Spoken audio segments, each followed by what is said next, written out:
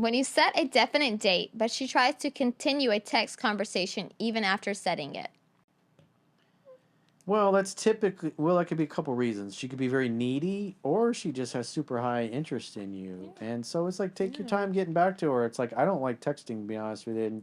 And the memes and stuff, because I got so many friends and family that are sending me crap all day long. It's whether it's social media or through the messaging apps. And sometimes I look at that, I'm just like, I'm going to get to that later. And sometimes I'll let the stuff collect for a couple of days and go back to it. But point being is that we all, I think, get overwhelmed with texts and memes, and we want to like the thing that our family sent to us or acknowledge it. And so take your time. Typically, if she's messaged you after like 7 o'clock at night, wait till the next morning to respond to it. Don't don't be in a rush. Even though a lot of girls that women that would hear that and want to give it, oh, you should text her back right away. Everybody has their phone. It's like, maybe you're in a business meeting. You don't know her if it's somebody you just maybe made your first date with, or it's like, I don't know her. Somebody that starts. The other thing is women have a good attitude. They're easygoing, easy to get along with. They'll be glad to hear from you no matter what, even if it's like the next morning that you respond to her. But women with a bad attitude are going to start getting pissed off.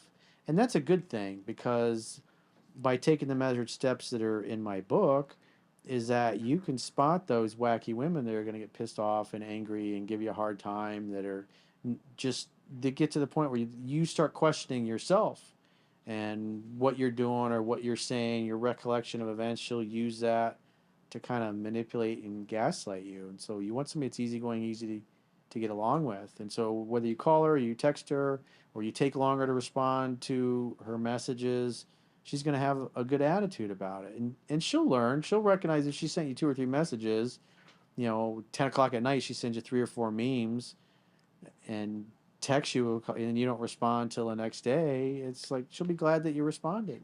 And the reality is, she'll be even more into you when you do respond.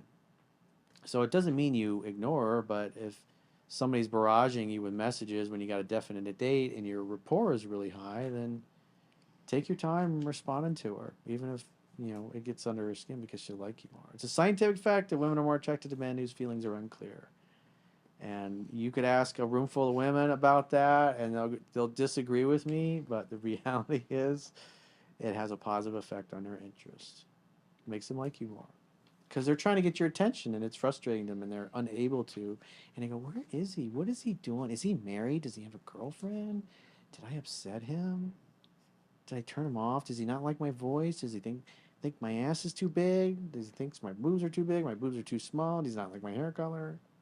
Did I have bad breath the other night?"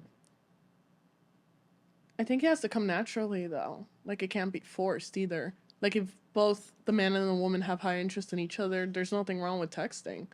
Yeah, But I there's never said just there don't was. force it. Yeah, because the problem where guys run into is they start texting her a lot, and then they start trying to be cute and funny. And I'm sure you girls have had this experience. Guys try to be funny through text, and it ends up coming off it being really offensive, or because it can be easily misinterpreted. And so what happens is they participate with texting all the time, and then a few months into the relationship, it starts to taper off, and then they start taking their time, and then she gets mad, because then she feels like, you were really into me and now you're not anymore. And she's always getting angry and butthurt. And the reality is, the guy's like, he doesn't feel like he wants to text that much. And so if you do that in the beginning, you're always available 24/7. She's going to always expect that. It's going to train her that she can text you all hours of the day and night and you'll reply instantly.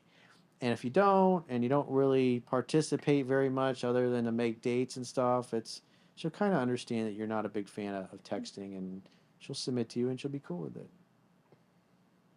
I had a guy, I've talked about this before. I had a guy that I was in business with for a short period of time. And I remember we would be in a meeting. We had all the employees around the table. We're having this big, serious meeting.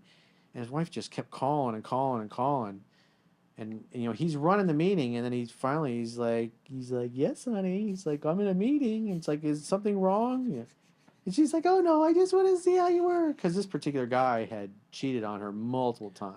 Oh, that's why. So he's in an office full of beautiful younger women, and she, quite frankly, wasn't So very she's attractive. paranoid. She wasn't very She's attractive. paranoid. He cheated on her a bunch, lied to her a bunch, and the reality was she's just needy and insecure, blowing up his phone until he He literally stops the meeting to validate her. Wait, that sounds like me, but to my dad. That sounds mentally nerve-wracking, though. Am I really that needy? Dad, am I needy? I call you all the time when you're in meetings. But you just keep dialing him back? Yeah, if he doesn't answer the first time, I'm like, what the fuck? Answer! Answer! And he's like, I'm literally in a meeting. Like, you're on speakerphone. I'm like, hi, everyone. Just wanted to make sure Dad's breathing. Okay, bye. And they're all like, your daughter is obsessed with you. I'm like, exactly. Does anyone else's daughter call them like that? Hopefully not. Hopefully. Stay Hopefully in school, Chernobyl is the girls. only one that tortures her father. but if Stay in he's- school. If he's cheated on her multiple times, at this point it's just she's super paranoid and she's very like scared. Well, at that or point, man, that anxious. dude's married.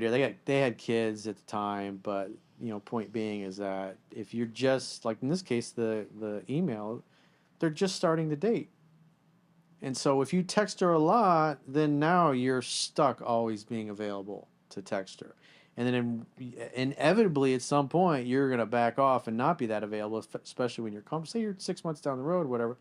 You'll take your time, and then it'll send her into orbit, and it'll frustrate her and get her angry at you all the time. You never text me back. Hey, I take forever. You ignore my text. You're too good for me. Time, okay. And you get all. But if you just, scarcity creates value. If you're kind of hard to get a hold of, you're like, babe, I'm in meetings. Sorry, I can't. I got stuff to do. I can't just drop what I'm doing and text you back. It's like, I'll see you when I get home. I adore you. I'll take care of you when I get home, but I got a meeting. Take care. No, of when I that get gives me home. so much anxiety when I don't get that answer. Well, you're going to have to cope and seethe.